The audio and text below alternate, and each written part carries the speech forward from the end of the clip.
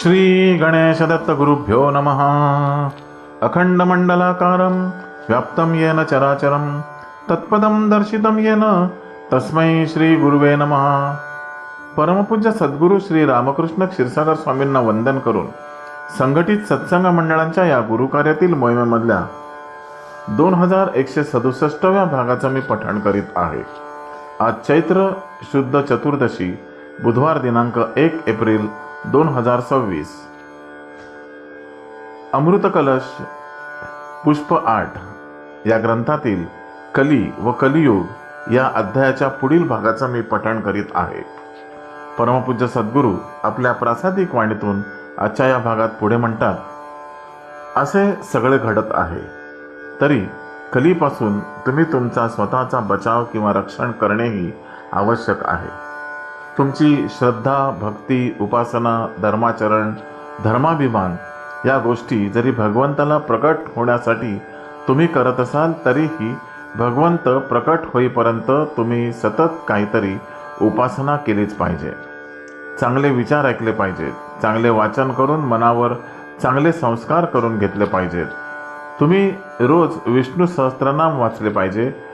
या स्तोत्राचे असे वैशिष्ट्य आहे की त्याच्या नित्य पठणाने तुमच्या पुण्याचा क्षय होत नाही, वाणी शुद्ध राहण्यास मदत होते। कलियुगात अशा आचरणाची अत्यंत आवश्यकता आहे। वाणीद्वारेही कली आपल्या शरीरात प्रवेश करतो, त्यासाठी वाणीने नेहमी चांगले बोलावे। कलियुगाच्या अंधारात अज्ञानाने ज्ञान झाकले जाते व त्यामुळे ज्ञानाचा प्रकाश दिसत नाही। जसा सूर्य ढगांनी झाकला गेला की पृथ्वीवर अंधारून येते, तसेच या कलीमुळे घडते। पिंडे पिंडे मतिर्भिन्न हे जरी खरे असले तरी दोन पिंडांमध्ये जाणवण्या एवढा फरक दिसणे म्हणजे एक सात्विक तर दुसरा अतितामस असे दिसते। या अनुषंगाने सर्व गुणदोष पाहिले की एकाच मातेच्या पोटी यांनी जन्म घेतलाय का असा जेव्हा प्रश्न निर्माण होतो तेव्हा नक्की समजावे की आईच्या पोटी कलीने जन्म घेतला आहे। कलीच्या प्रभावाने लोकांची विचार करण्याची क्षमता कमी झाली।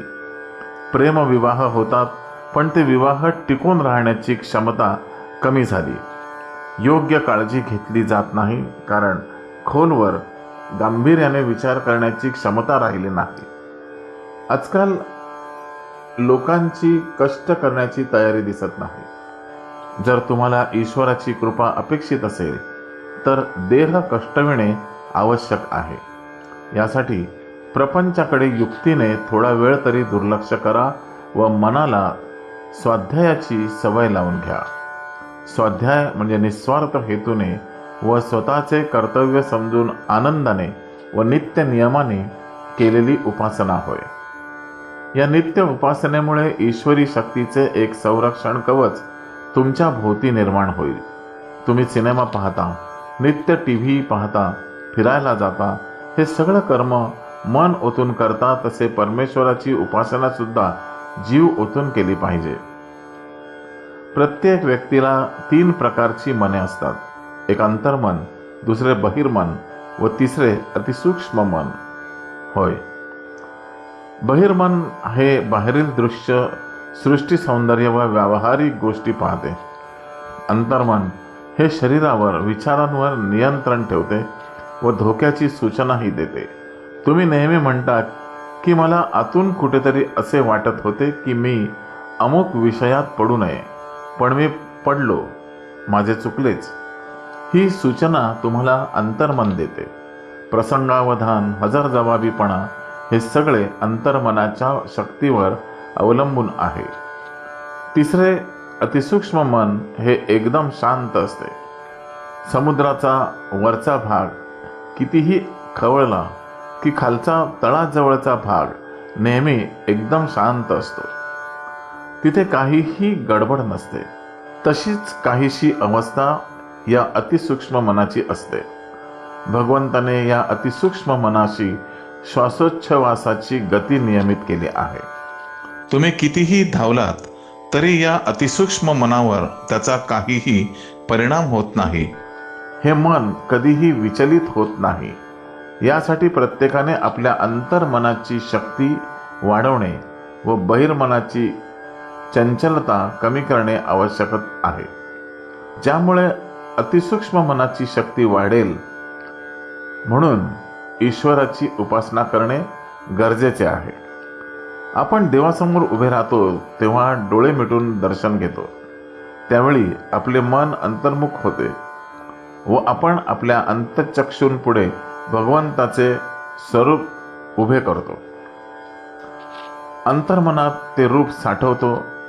त्यामुळे साहजिकच अंतर्मनाची शक्ती वाढते व अंतर्मन एवढे सक्षम होते की ते आपल्याला अनेक गोष्टींच्या सूचना देऊ लागते, आपल्याला सावध करते व धोक्याच्या सूचनाही देते. जीवनात काही चांगले घडणार असेल तर मनाचा उल्हास वाढवते. याच अंतर्मनाची शक्ती वाढवण्यासाठी आपल्याला स्वाध्यायाची गरज आहे. नित्य धार्मिक आचरण म्हणजे सदाचरण ठेवले पाहिजे, म्हणजे आपणास कलीपासून संरक्षण मिळेल. परंतु हे करण्यासाठी देहावर किंवा मनावर बळजबरी नको. पूर्वपुण्याईमुळे काही लोकांना सगळे मार्ग सुसह्य होतात व दैवगतीमुळे काहींना छोट्या छोट्या गोष्टींसाठीही झगडावे लागते. कधीकधी झगडून मिळवलेलेही सुसह्य नसते. असे लोक आपोआपच ईश्वरी शक्तीच्या आश्रयाला येतात. पण ज्यांना सर्व सुखसोयी विनासायास मिळतात त्यांनीही सतत ईश्वरी शक्तीचे स्मरण ठेवावे. यासाठी रोज थोडा थोडा परिपाठ करा.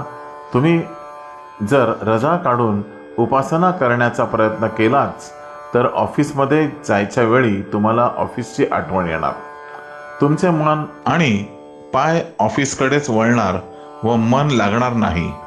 मनावर व देहावर बळजबरी केल्यासारखे होईल. याउलट तुम्ही रोज थोडा थोडा स्वाध्याय केलात तर तुम्हाला थकवा जाणवणार नाही. रोजच्या स्वाध्यायामुळे शक्ती निर्माण होते.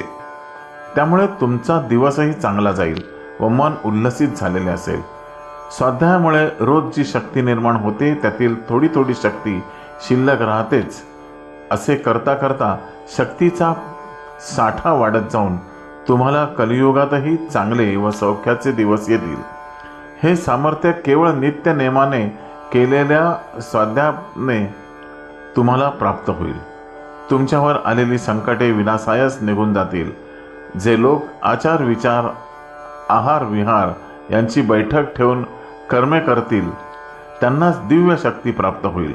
आध्यात्मिक शक्ती ही तुम्हीच प्राप्त करायची आहे व वाढवायची आहे. श्री गुरुदेव दत्त. गुरुबंधू आणि भगिनींनो, आजचे हे पठण परमपूज्य सद्गुरूंच्या चरणी सादर अर्पण. या पुढील भागासाठी पुन्हा भेटूया उद्या सकाळी 6 वाजता. श्री गुरुदेव दत्त.